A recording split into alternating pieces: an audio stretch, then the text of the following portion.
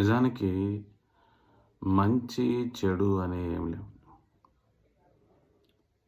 సరైనది లేదా తప్పుడుది అనేవి మాత్రమే ఉన్నాయి. అంటే గుడ్ అండ్ బ్యాడ్ కాదు మనం చూడాల్సింది.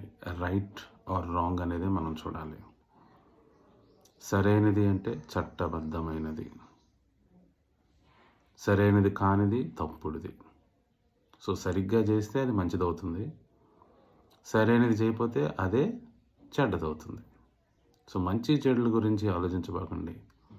రాంగ్ రైట్ గురించి, సరైందా కాదా, ఇది చట్టం ఎలో చేస్తుందా లేదా అన్న దాని గురించి మాత్రమే మనం ఆలోచించాలి. మంచిదంటే సరైనది, సరైనదంటే లీగల్ అని అర్థం.